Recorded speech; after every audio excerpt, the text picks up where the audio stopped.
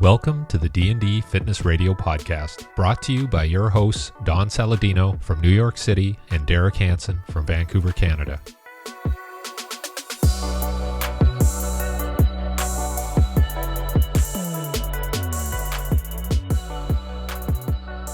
Hey guys, how's the weather?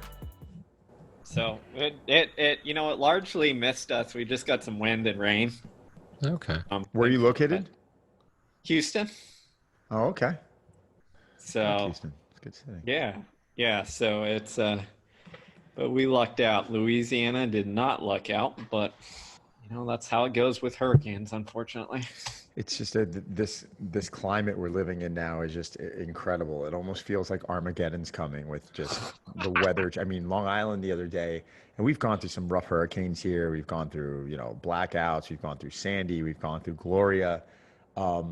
But like 3 weeks ago, they were saying a hurricane was going to hit. And I said to myself, all right, let's prepare for it. And then they're like, it's passing. And then there was a 2-hour span. They didn't categorize it as a hurricane, but you literally thought you were living in a tornado. It was the most, like, trees were coming down in front of our cars. Like, shit is flying across the backyard. My kids are screaming. It's like... This is Long Island? This is Long Island. And then literally, I'm not exaggerating, trees in town, stumps of trees that were probably, 7-8 feet wide were ripped out of the ground on the streets, on the cars, like complete pandemonium. And then 2 hours later, the sun's out and the wind's not blowing. And everyone's like, you're literally outside suntanning. It was bizarre. It's scary. It's scary. Welcome to 2020. Yeah, that's what it is. Nice to meet you, Steve. Yeah. So I'll start just by introducing Steve. I met Steve a number of years ago, probably around 2014, 2015. Yeah, 2014. And we were both presenting at the Seattle Sounders Sports Science Conference. So I got a chance to listen to Steve present and discuss some issues with him around running and performance. So I've been following Steve ever since then. And he's kind of I would say sort of an authority on everything to do with middle, long distance running. He's a track coach and a cross country coach at University of Houston, and he's written a number of books on the subject, and he's often cited and sought after for getting quotes or articles on running. And so he's kind of the man, and there's a whole bunch of other things there that we can dive into as part of the interview as well. So I handle very short distances and he handles everything else. Yeah, I was about to say, you guys complement each other nicely, don't you? Yeah, after 100 meters, I just fall apart. Yeah. All good. Man. You don't want to see me run 100 meters. Well, I go run 5Ks with my wife, and somebody's like, well, how is that? I'm like, I want to kill myself every step. Like, it's not for me. It's just like, I can't put my mind in a place where it's just like, okay, like, it's just really hard. I don't know what it is. So, it's just I remember, so I was fortunate, I know you know this, Derek, but to train with Tom Tellez, legendary sprint coach. And I remember I was a high school distance runner, and he had me doing all this starts and block excels. He's like, you need to learn how to do this stuff. And it was just like the most fun concept. I'm like, I'm just running fast. I don't know what any of this feels like or should. It's like too quick for me. You know what I mean? Like, well, I actually want to ask you, I want to ask you a question on that, because Derek and I, that last week, I called him up and we were talking about, white fiber and red fiber. And, why do you think that is that you, do you feel like you're more one fiber type dominant, or do you think it's because it's just what you were kind of introduced to at a very young age, or do you think it's both? Yeah. I mean, I think there's a large genetic component where it's, definitely twitch fiber orientated. And I grew up, and it's also like I grew up playing soccer, which is endurance-based sport and all this stuff, and that kind of led naturally, like the endurance events. And it's like anything, like you're good at it and you keep going. That being said, like I can sprint okay. Back in my day, I think my 100-meter hand time best was like 11:1 or 2, which is what solid or good high school girls do, So it's fast compared to the general population, but towards the population of running, it's not fast. So you just get this tendency of, all right, I've got some decent wheels, but like if I'm going to be good, I better run something longer. Right. Right. But certainly, sorry to jump in, Don, but No, go. when you watch these guys run like a 2-hour marathon, that is fast. Like that Oh my guy's got to God. be fast to run that, right? Like it's not that he just has slow twitch fiber, but he's got something going on there. Yeah. So I think one of the things that people misunderstand a lot of times is that they think level distance runners aren't fast. And they are. They're like compared to the general population, they're extremely fast. They can sprint. Like compared to elite level sprinters, no, they're not fast. But like in order 2-hour marathon, like you've got to have the basic ability to run. I don't know, probably Kipchoge could probably run a day on the track, a 48, 49 second 4x4 split, Wow. which, That's blazing. is pretty rare in the general pop, So I think there's that misconception, or even, it's just this last week, not to dive in the weeds, but the 5K world record was set.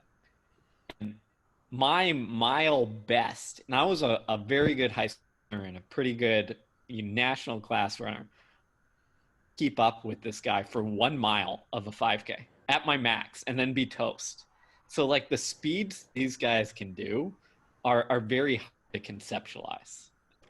I wonder, that'd be interesting. I'd love to see, Olympic athletes perform in kind of what most people would think would be their nemesis, like take Usain Bolt and put him in a 5K. Like, how would he do in that? Like, I think he would actually kill the 400 in my opinion. I think the guy would probably run in a pretty exceptional time.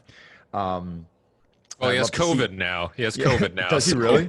Oh my Yeah. God. Got it at his birthday party. Smoking all that ganja and the Jamaican parties he's been hanging out with. I love that. I watched his, I think it was like a 30 for 30 or something, and just watching the guy partying and drinking, and he just likes to relax. He's just got such a carefree way of life, it seems like. But man, what an athlete. But I'd love to see different athletes perform in something that would be the complete opposite. I'd love to see like a 1 miler run a 100 meter. Like I think they would surprise people more than they would think.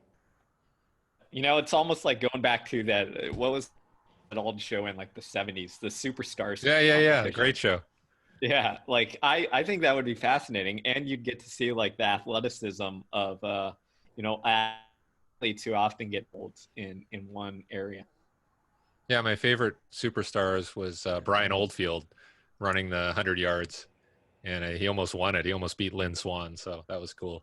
Oh, wow. I see. I never saw that show. I was born in 77, so I might have just missed it. Oh, really? Yeah. Oldfield was like 275 pounds, and he almost beat What was the show called? Superstars. You never saw Superstars? No. Now I'm like, I want to see if I can find old ABC YouTube clips. Sports or No, they had an obstacle course. They did rowing, tennis. What else they do, Steve? They obviously had the 100 yards. I think, did they have an 800? They had an 800. Yep. Yeah. So yeah, it was, and they had weightlifting. They had to press it overhead. It was just like some guys would actually jerk it, and some guys would just like Lou Ferrigno was trying to press it, and then Ronaldo Nehemiah jerked it, and they gave him the win. So it was interesting. Yeah, it's a little different. So Steve, what's your sweet spot then in running? Is it more of like the 3 to 5 mile? Like, is that where you're kind of in there? Is it much longer than that? Can you just kind of talk to us about it? Yeah, sure. So my younger competitive days, my sweet spot was like mile to 5K. And then like as I kind of grew and developed and aged, I guess, like it's just the natural inclination to kind of like move up. So now, like, although I'm not as competitive, I enjoy longer races of like 10K to half marathon. I think it's just kind of it's almost like you age, you training your speed, up in speed as much, it goes away a little bit, and you start getting used to the longer stuff. That's pretty cool. So how do you think, you just mentioned age, how do you think, because that's the one sport where I've seen plenty of runners as they age, they actually can improve endurance. So how has that affected you? Yeah, it changes your strengths. You notice your strengths and weaknesses a little bit better. And I think you're right. One of the inspiring things is that, especially in the marathon, you're seeing incredible performances by guys in their upper 30s, by their 40s. You know, I'm fortunate. I coach a female athlete who's 41, 42 right now, and she at the 2019 World Championship, 6th in the marathon, and is running better than she did in her 20s. You know, so it's almost like if you can enough time developing the components and the qualities, then you can still improve much later than I think some of the more speed power based sports, Right. which is kind of a cool thing to do. Yeah, I mean, Dee, I've been talking to you about this. I mean, I've been enjoying. I was more of like a middle, like I guess more of like your 1 mile to 5K. Like I think in college I played collegiate baseball, but for some reason my coach just beat the living crap out of us in those distances. I think it was back then in 1995. You know, everyone was thinking, or at least our coach thought that that was kind of the sweet spot for the sport. But you know, it kind of really it grooved me in that zone, and I really enjoyed that zone. But I've always been more of a weightlifter, and I know as of the last several months, there's just something that's been so much more enjoyable about running that I feel like I've lost for a while. I mean, for years, you know, as a strength coach, you know, everyone's bashing running, and I'm always like, but I like to run, and you know, you realize that that's all bullshit also. So. You know, it is something that I think people really need to restore and get back to some form of it, because our body is meant to move, you know, like that. And how Derek, what he's doing with his program, which I think is brilliant, is almost kind of an introductory phase to getting people to move with some speed. And I do believe you should be. I'm one of those people who are like, no, you should be, you know, if you're in general fitness, like you should be working on short distances, you should be working on longer distances. Do you have the same opinion, or are you more just like, no, everything longer is better? And I don't mind if you and Derek start fighting each other. I'm trying to pick a fight right now between you both. I just want to hear I want to hear your opinion. Podcast Zoom fight. Here we go. No, I'm with. I think for far too long in the fitness kind of sport world, we've separated things and we said you're either this or you're that. Like it's either, you know, power and strength or endurance. Like, and we have these stupid fights where we just say like, oh no, you should never do that. If anyone tells me that I should never do a form of exercise, I should never listen to that person. I totally agree with you. You know, because you know, it's all like ingredients of our recipe, and yeah, we're baking different cakes, but like we can use that ingredient, you know, even if, you know, I use this all the time, even with some of my world-class endurance athletes I use, like they will do heavy if they have the technique and formation to like the form to do it, because it can be beneficial for them. So that's like a tool in the toolbox. So why shouldn't they use it? I believe all distance runners should sprint. Now, Derek, you know this, but distance runners are often very gang and not coordinated. So instead of sprinting on the flat ground until we get their mechanics right, I recommend sprinting up hills. Why? You're probably not going to injure yourself as much when you sprint up a hill than you on the track. But like everything should be there. Everything is at your disposal. It's dumb of us to just limit our thing. Wait, Derek, I have to jump in. When he said hill, it was a answer to a question that I don't know. Is there a specific grade that we should be doing our hill sprints on?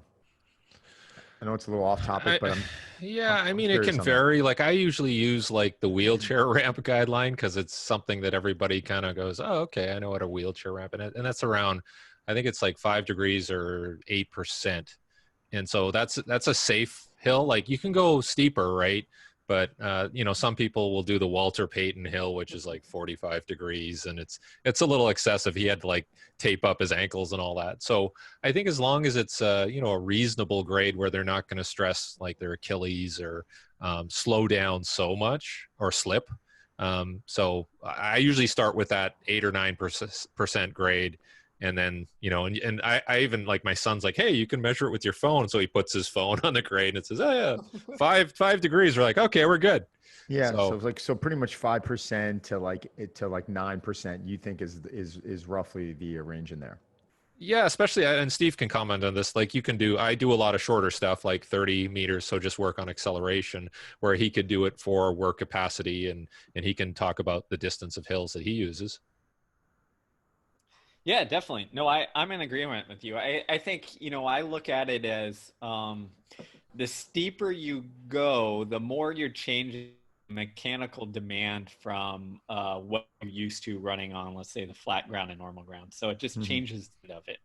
So I stay away from too steep. Then we lose what I you're not really utilizing as much of that like elastic energy of rebounding. You're just more like stuck and slamming into the ground, and then long ground contact times, and like really trying to push and changing the dynamic, you know, to more of a like quad based thing.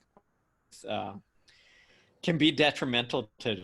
So yeah, I think hills are great. I use kind of the same grade, short, 6 to second hill sprints, all the way up to what Derek mentioned of like work capacity or endurance, where for us we'll use 45-60 second gradual hills, where we're kind of you know developing some speed and strength endurance to get that work capacity component. What about, I mean, I think of a question I get asked all the time is, Derek and I are really big into the True Form treadmills. We have a good relationship with them, and they just sent us the True Form trainer, which I am like beyond surprised because I had a True Form runner from about 4 years ago, and I just feel like that they just upgraded it so much, and it really, um, I don't know. I think it's a nice comparison to the street, to being indoors, and I love the whole powerless aspect of it. But for someone who's on a powered treadmill, a life fitness treadmill, something that you would see in the gym. What do you guys think is the grade? I want to get Steve's opinion first than Derek's, but what do you think would be the grade to put your treadmill on that would emulate closer to running outside? Otherwise, it's just a flywheel. I mean, you see people running on treadmills and they're overstretching their hip flexors and their lumbar spines in extension. You see all this stuff going on and you're like, so is there a specific grade you should be putting that treadmill up to that would emulate running on the pavement? That's a good question. I'm interested to hear what Derek says on this, but my general thought is this: is it depends on what you're trying to accomplish. So there was some research that shows, I forget exactly, but I think it's around 1% grade will mimic the oxygen demands of running outside on the ground. You So said from a one metabolic, that yeah, was 1%. Sorry. Okay. Sorry to interrupt. 1%. So from a metabolic standpoint, that kind of makes sense. But I could also increase the speed a little bit flat and get that same increase in metabolic demand. So, like, to me, it's less about, like, okay, from a physiological standpoint, it's what are you after? Hmm. If I keep it flat and because I have no air resistance, I'm going to be able to most likely run a little bit faster than I can outside on the treadmill. And if that's something that I think is beneficial, then I should do that, right? Hmm. A little bit of, let's say, overspeed training for the same perception effort. Um, but that is a good point you brought up, is sometimes what happens, because running on a treadmill is different from running outside, is people will tend to what I call try and get out and almost let their feet go more and let their feet kind of float out in front of them more treadmill. And you see this often because if you watch enough people at a gym, they're almost always like smacking that front part of the treadmill. You hear it every once in a while because they're just letting their feet float out in front of them instead of putting them down. Because again, your feet float out, you hit the ground, the treadmill drags it back. So it feels like more natural and comfortable to do that.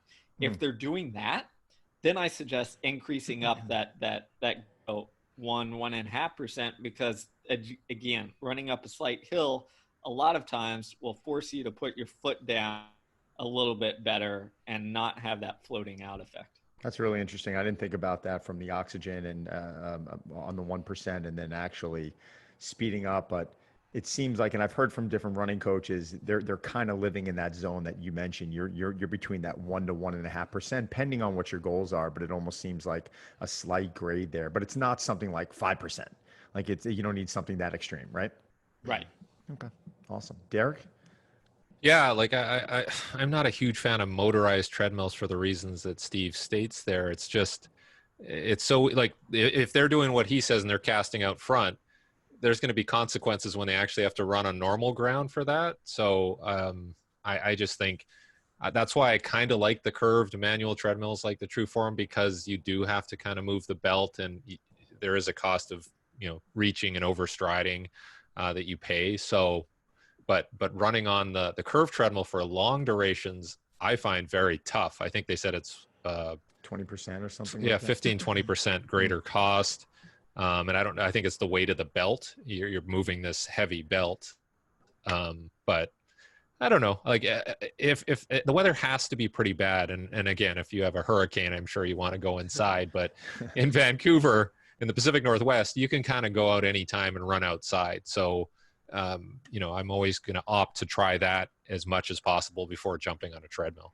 So, you know, it's funny because I've always been like that until I got the True Form. And what's been fun for me is for me to set my phone up with my heart rate monitor, and I might be doing, you know, that specific heart rate training I'm doing through Omega Wave right now, where they have this adaptive training plan that hasn't really launched yet. Val, one of the primaries of the company, gave me access to it.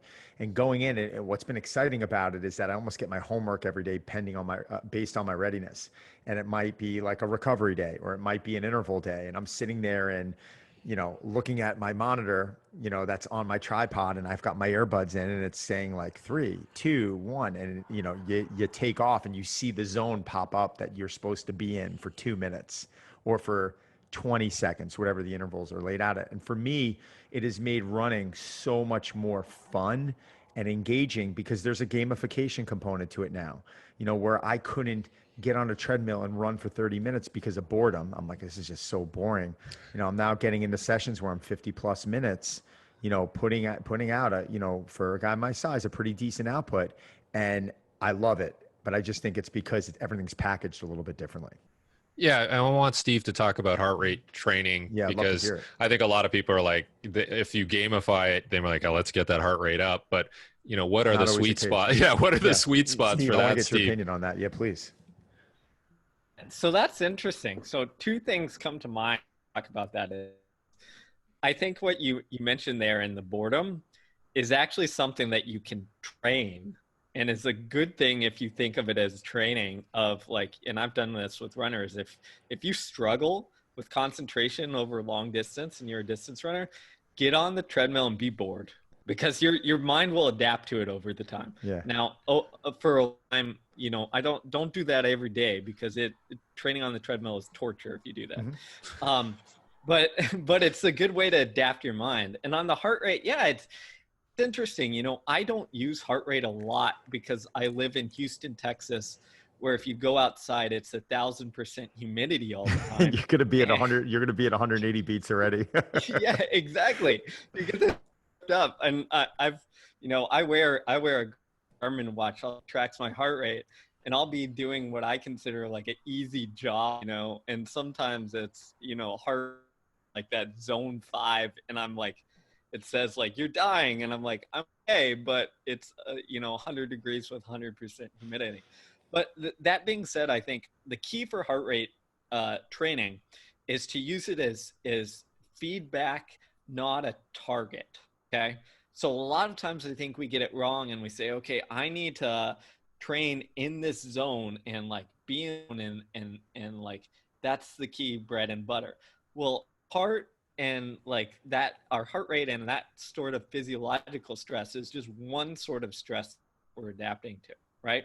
It's not the be all end all. It's just one variable. So what I try to do with athletes who maybe live in more temperate climates who like using heart rate is to just give them lines on, hey, that is your indicator to adjust.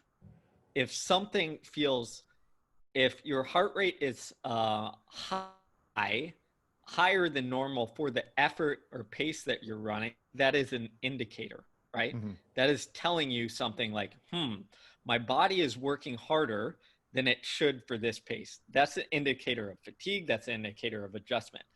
If your heart rate is or if you're working, or if you're running much faster, but your heart rate is lower, that's an indicator of either adjusting or adapting in a specific direction. It is a positive. So right. Instead of using it, if hopefully is making sense, but instead of using it as like the dictator, you use it as the feedback to tell you if perception of effort is matching what your heart like stress is, and if that's off, that's in there, you should adjust. What about max heart rate? Because what I'm finding out is, what I found out a while ago is max heart rate isn't necessarily an indicator that you're in better shape. So a lot of people are starting comparing that number, like the higher I get that number, the better. But you might be someone who's in tremendous shape that doesn't have, a high max heart rate. Like I know with me, when I'm in the 170, and listen, I'm not a bad runner. I mean, in college, I ran a 452 mile at about 219 pounds. I mean, that's not bad Awesome. for a bigger guy. Now I'm probably running, sub 6 minute miles, but I'm not a big runner anymore. But I can get out and I can do that for 3 straight miles, and I feel good.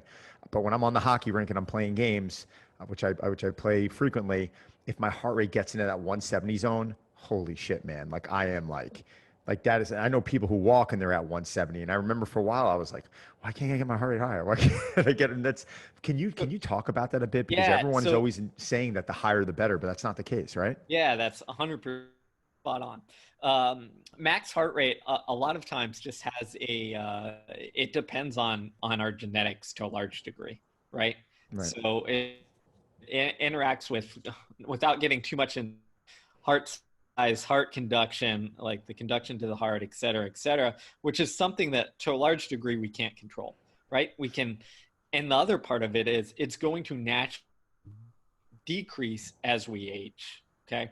Some decrease at a higher rate, some maintain their heart rate for longer as they age, or their max heart rate for longer, so it's not as a decline. So instead of it as like, oh man, 200 is better than 190, you think of it in terms of relative to what your max is. So if your max is 190, then being in the 180s is really tough work. If your max is 180, then being in the 170s is really tough work. Right. It's all relative. And the higher number performance standpoint, it doesn't matter, right? There's some fantastic data on world-class athletes, world-class runners who max out 180 range, while others are maxing out in the 200 range, but they're still able to perform to the degree, even though their max heart rate isn't the same. Yeah, I think I'm definitely, I mean, I was working with the guys over at First Beat for a while, and they were helping me determine that number. And then I think my number is probably more in the 180 range. So getting into that zone is, it's hard freaking work. I mean, even sometimes when you're doing these more steady state runs and you're in the 150s, you're like, wow, that's not that high, but I'm working, man. I'm like, man, this is like, I'm pushing a bit. So I think at times people who, and hopefully people who are listening to this are understanding right now that the higher doesn't necessarily mean the better. It just could be part of your genetics, correct? Yeah. And another part is sometimes in a workout, you don't want it that high. Exactly. Can you talk about that a little bit? Can you talk about that a bit? Because I'm big on that. Sure. So like, I think one of the things that we get wrong, and athletes, distance runners, really bad at this, is we think the more effort we're putting out, the harder we're working, the better we're getting. Okay. Right. That's not necessarily true, because like all along we'll call it like effort or speed levels, there's different adaptations that can occur. So if I'm pushing max heart rate, like, yeah, I'm working on, what we call maximum oxygen consumption and how I can deal with that. But if I'm working at, let's say let's say instead of 190 is my max, let's say I'm working at 160. Now I'm working in this kind of like nice aerobic threshold zone where I'm teaching my body how to become more efficient at like running at those efforts, more efficient at utilizing oxygen and all this good stuff. Okay.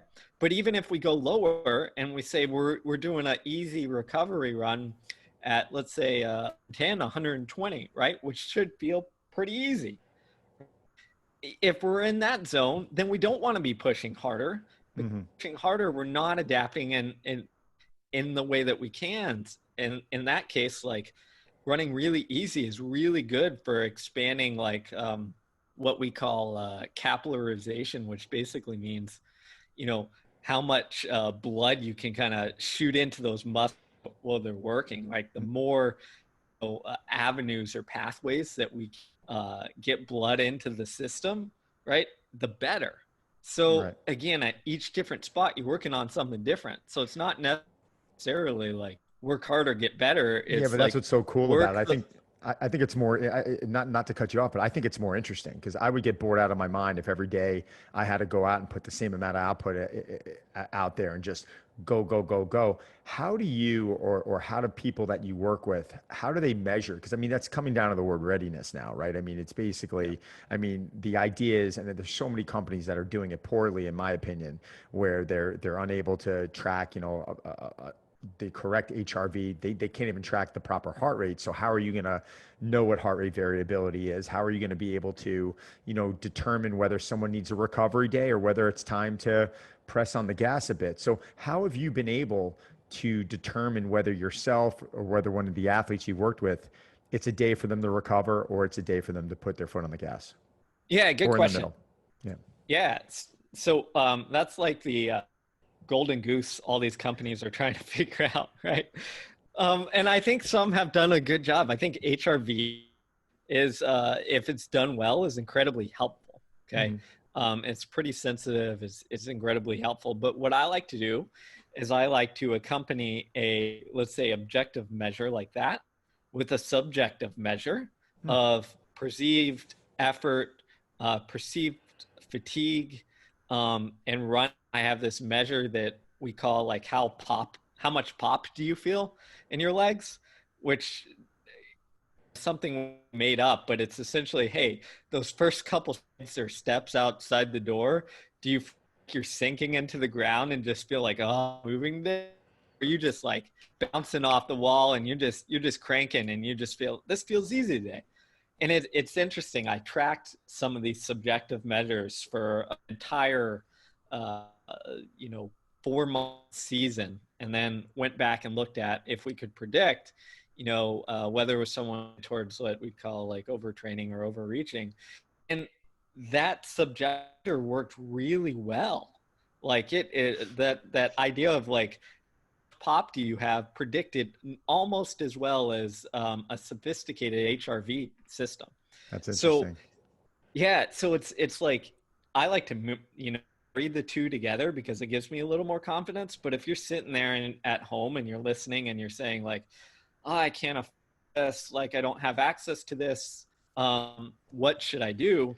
Well, I would start with something very basic: is wake up, 1 to 10 scale, like report how you are. Crack that, and I guarantee you're going to start seeing trends. I almost feel like it might even be more accurate than specific ways to measure HRV, because I've measured HRV with so many different devices, and there are days where I just feel like a machine and it's giving me a reading that I think is false, or vice versa. But the two things that I feel are always consistent, and I love how you said that, it's kind of like your pop and your step test, is, I worked in New York City for 21 years. And when I'm crossing the street to get a cup of coffee or something, I can almost tell by traffic's coming at me, and I could tell on the spring and the elasticity on the bounce of my step as I'm crossing the street to be like, oh man, my body's running sluggish right now, or oh man, I feel like I'm just springing off my feet. It's the same thing with grip strength. When I do a pull-up bar hang, I'm able to really, by gripping that bar, if I start doing a couple of pull-ups and it feels weak, I know I'm fatigued. If I could start busting through pull-ups, I think we lost Steve. Sorry. There's only enough room for two. First, Derek's bumped off. Now Steve's bumped off. Derek, guys, and we don't even need to cut this because this is real life shit. Derek lost power in Vancouver. And well, Steve, you want the real story? Please. Did your dog jump on you? No, we're doing renovations, and so the electrician is here, right? And so my wife's going around saying, change this or do this, and so he's switching stuff off and on. Spending all that money, right, bro? Renovations are such, people get stressed out of renovations, but I think it's like one of the happiest times in your life. It's like a wedding. Like, I'm so stressed about my wedding. I'm like, you're getting married. Like, why are you stressed? Like, you're upgrading your house. It shouldn't be stressful. Like, this is when it's done. Yeah, I know. It's true. When you're living in rubble, it's like it's one thing. So what Steve and I were just talking about, where I was asking him how he likes to measure readiness, and he was talking about the pop in the step, and he was talking about how there's certain HRV devices that obviously aren't great, and others that are really great. So we were talking about readiness. We were talking about when you got kicked off, we were going through maximum heart rate and how the higher your heart rate, not necessarily the better. He went into detail and talked about recovery days. I was just basically jumping into right now about, well, how do you know when to come in and fire off a recovery day to your client? I'm still not completely sold on the majority of the wearable devices out there. And this isn't to knock them because I know they're going to get it. Like they will get it. Like, one day, Willamed's a smart guy. Like he will get it at Whoop.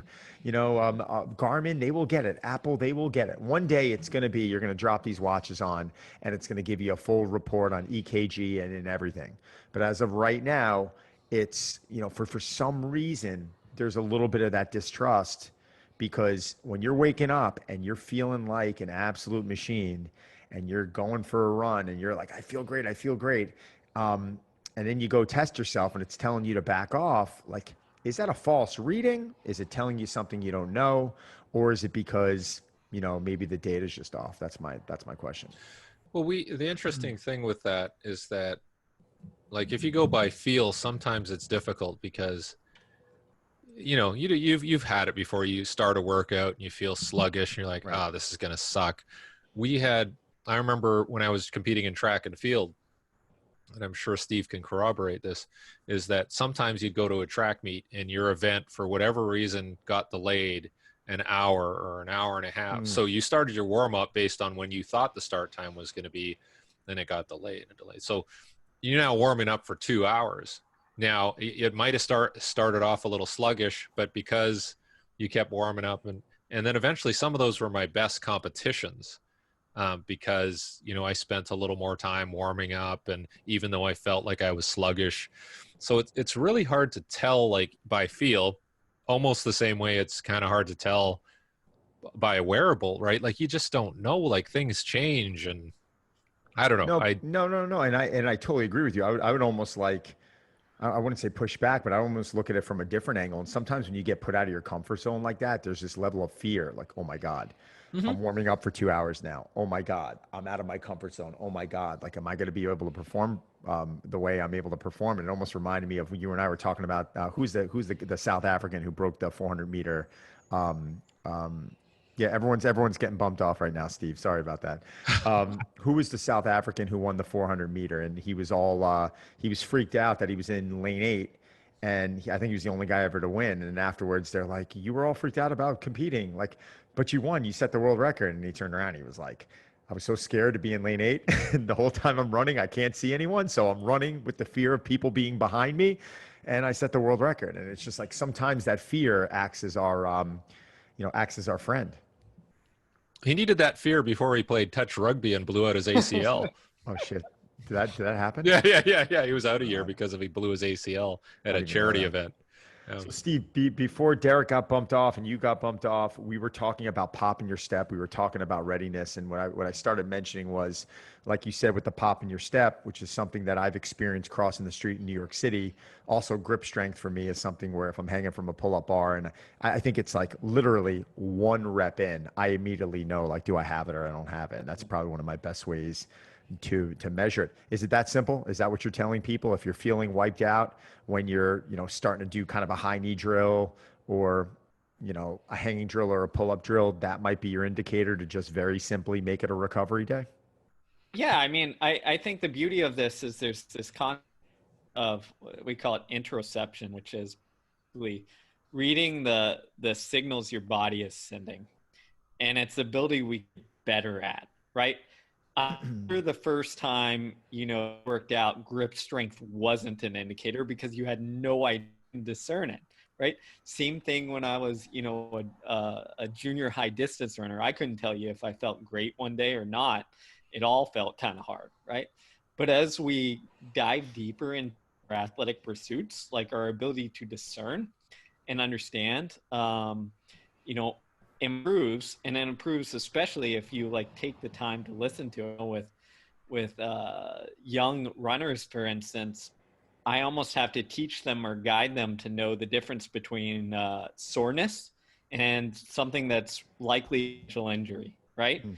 And after a while, they understand it and they say, no, this feels a little off, but it's just soreness, and they'll be right once they get that intuitive sense. So I think that ability and then trusting yourself to pay attention and listen to it. How much? This question is for both of you guys. How much data starts becoming too much? Like you know, for years, people are in this whole, this so-called overtraining state of doing too much, and then out of nowhere, I think people got soft, where they were like, "Oh, I don't want to overtrain, and I'm on my CNS." And even people training 3 days a week are all worried about their nervous system. But has all this data actually forced a lot of us to maybe become a little soft when it came to training? I mean, there were people breaking world records years ago, decades ago. Like, what is it? Is it the technology right now? Is it the performance enhancing substances? Is it the running sneakers? Like, what is it that we're that much smarter? But do you think this data, though we're hoping and intending it to be helpful for us, can it also be hurting us? I'll let Steve go first. All right. I think it can. I mean, I think data is great. I'm a science nerd, don't get me wrong. I love it. I like revel in the data, but you have to know and appreciate keep it in its bounds for what its intended use is, right? Why you're using the data, don't just randomly take all this data and then figure out what to do with it, right? So I think that's the key. And I think the other factor is that data can hold you back or restrict you. The Bob Beamans of the world, the great long jump at the Mexico City Olympic, or the world record, that only occurs if you give yourself the possibility to say that, hey, I know my null is here, and I know this is where it is. Hey, aligns, I might be able to do something great, right? And I think sometimes data holds us back, and I see this in running all the time. When someone feels great in a race, let's say a marathon, they feel great, they're running along, look down at their Garmin watch and they say, oh man, this is much faster than I'm used to, I better slow down. Well, who's to say this is this isn't oh, everything is clicking and I'm going to run a big PR, because that happens sometimes. So use the data as feedback, but don't let it hold you back. Oh yeah, I totally agree. I think we should be throwing that stuff out on race day or game day. I worked with a lot of golfers for years, and when they started trying to gain that data, it became almost impossible for me, because if you look at a golfer, they're playing in a practice round. They're traveling Monday, they're practicing Tuesday, they got a pro-am Wednesday, then Thursday, Friday, Saturday, and Sunday they're in events. So how often can you really look at that data? If it's a Friday and they're waking up and they're feeling good and they look down at their watch and they see that they're in the red or whatever that zone is, it could be catastrophic. It can change their entire mindset. Derek? Yeah, I know a lot of people always ask me well, should I get electronic timers to time 10 meters, 20-meter splits, 30 for their kids for sprinting? And I'm like, well, just get them to look right. Just work on the mechanics and don't get them anxious about, well, what did I just run on that rep? And I think it just starts to eat at you. So there's other good things about running and going out and running that Steve talks about a lot of the time, that you don't really have to measure, right? Like that pop in your step thing, hey, that's good. That's good feedback. And that's something you could write in your journal. And because back when I was competing, probably same with Steve, we didn't have all this stuff. And we did okay, and we had fun, and we didn't have mental health issues. So maybe this is too much now. I don't know, but I just think the feel, working on the feel, and even going back to what you guys were talking about, HRV, and what Steve said about accumulating awareness is probably just as important or more important than the data. What about because there's a couple of categories I want to jump into right now, but what about wear and tear, Steve, on the body? I mean, I think the one negative area that distance running has gotten is, runners, in a long period of time, they get sloppy and poor mechanics, and if there's inefficiency in the way that they move, you're instilling that movement. What's your response to something like that? So, I mean, I think it's the point. I'm going to give you the advice that, again, Tom Telez told me once for distance runners. He said, first, you establish the foundation and move well with your mechanics. And then to become efficient, you go run a ton of miles and your body will figure it out. And that's kind of the philosophy I've taken. Not, ton is, proportional to what you want.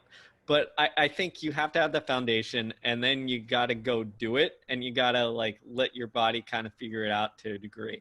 Where I think people get it wrong is they try to let their body figure it out when they have no idea what they're doing, and then they get sloppy, they get injured, they get hurt, and they have these ingrained bad habits that come out even more when fatigue happens, because like fatigue is an amplifier of whatever you're doing. If you have really bad mechanics and movement, when you're fine and not tired, when you're tired, it's going to be 10 times worse. And that's when your injuries are going to occur. Yeah, definitely. Like, I mean, I was reading this piece about ultra marathoning and people running, I don't know, 200 miles in 5 or 7 days. And I'm like, what the hell's going on there? Like, how are these people not just falling apart?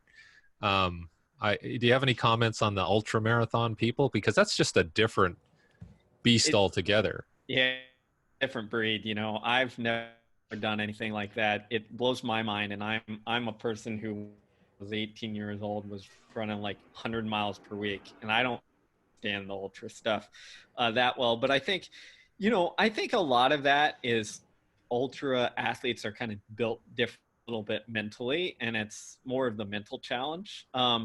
And, there's something to be said where the ones who do well and can race that stuff, like their bodies have just kind of adapted over time, and they're the ones who survive and can figure it out. If I was, if myself, lifelong runner, if I was to jump in and try and run 100 miles or whatever, my body would break down, right? I'm not built I'm like that. Now, maybe if I can train and adapt and be okay, but like I know where my limit lies, and even though I'm a distance runner, it's not that. So it's like understanding that. It's such a mindset too. I mean, before I'm going to let Derek take our last question, I work with a bunch of SEALs, and I recently before COVID, one of them who I've become really friendly with comes into the club and says, we got to, I really want to transition from a lot of the endurance work that I've been doing to more of the work capacity, to more of a little bit more power and strength. I want to just kind of phase out and do this. I'm not going to do much running. So I'm like, oh, okay. And I know he's not going to do much running, but he's going to still run. So he backs off on the running. We really start developing a little bit more of that speed and power and strength. And I think it was probably 3 months later, he comes into my club on a Tuesday. I haven't seen him in a month or so because he lives in Texas. And he said, I said, how's training going? Good. He's like, I ran an ultra on Sunday. I'm like, what are you talking about? He's like, he literally out of nowhere. I'm like, have you been training for an ultra? And he's like, no. He goes, I haven't ran those distance in months. We've been doing our training. I'm like, when did you find out you're going to train an ultra? He goes, it was a charity event that my friend was running or hosting, and or just asked me to do. And Sunday morning, he woke up, he called me, he goes, you want to run this ultra with me? And I said, okay. And he literally just got out of bed and he ran an ultra. And it's Tuesday, so I turned to him and I said, oh my God, you feel awful. How do you feel? He's like, I'm fine.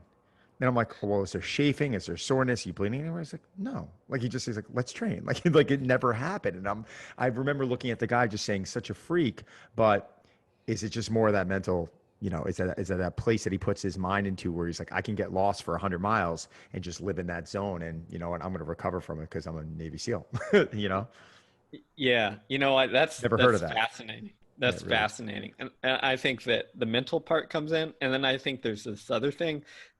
For whatever reason, some people are able to like adapt and like crazy, and their talent lies in just being able to do what we'd consider crazy, not having like all the soreness and all the injuries and stuff around it. And they're just resilient, and their bodies are, and that's how they are. I love it. Yeah, that's why I'd never be a Navy SEAL or an astronaut. I'm with No. you. I gotta get bored for 30 minutes on a treadmill. I'm mentioning that. I'm stuck "What are at you a up to for space 30 station minutes?" for Yeah. 6 weeks. Yeah, Nice. one thing I wanted to talk about, finish up with, was just shoe selection. That's a big industry in terms of like recreational runners, people wanting to run 10Ks, marathons, but even track and field athletes and other team sport athletes who want to run and select a shoe. What kind of guidelines do you use, Steve? You don't have to mention any specific brands. If you want to, great. Don has a brand that he likes, and he can mention that. But are there any guidelines that you give athletes, or is it again all about feel and comfort? Oh man. So this question is really tough, believe it or not, because there is really good sense on from an injury standpoint. You would think there would be.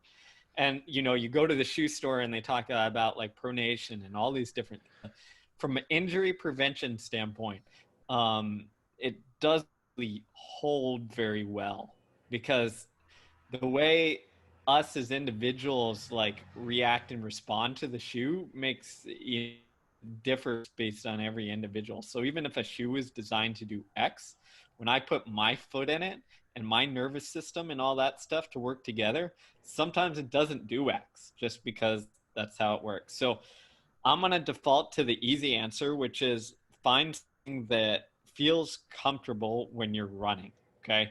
And the only thing I caveat is I would say pick a running specific shoe. Okay. If you're going to run, roll up in some cross training or whatever shoes, like pick a running shoe. They are designed for like the impact that your body goes through.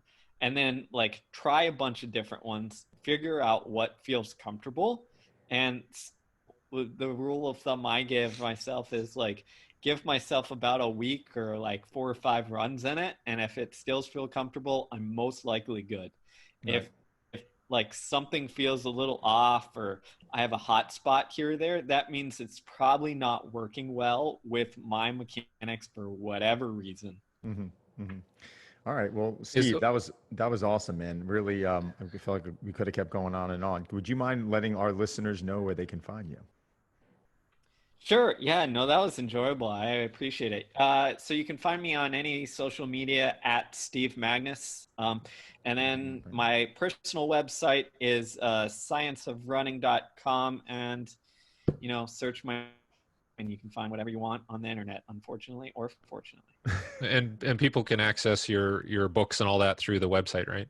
Yep. Or, go on Amazon, search Steve Magness. I've got 3 books out. You can check them out. And anything new coming out? Hopefully. I'm in the middle of a I call it my COVID my COVID project, of where I didn't have much to do. So I'm working on a book kind of tackling toughness. I'm not sure when it'll be out, when it'll be done, but keep your eye out for it. I love it. So everyone, I'm following Steve now. Obviously, we're following Steve. It's SteveMagness, writer, runner coach, author of The Passion Paradox, Peak Performance, and the Science of Running. So this is such a fun. It's so great for me to kind of have guys, be around guys like you and Derek, because it just kind of opened my eyes to an area that, I don't consider myself an expert on, but it's just, as Derek knows, I just have this thirst to learn. And anytime I'm around guys like you, I just I become like a little kid. So really, thanks a lot for your time, Derek. As always, man, it's been, Derek's turned into such a good friend of mine, and I've learned, I can't even tell you how much information I've learned from him over the last several years. So let's keep it going, boys. All good stuff. Well, with the gym closures, we're making running great again. So I expect that branded and patented on a t-shirt, Derek. All right. All right, Thanks boys. a lot, Thanks Steve. again. Have a great weekend. Derek, thank you, brother. Take care, guys.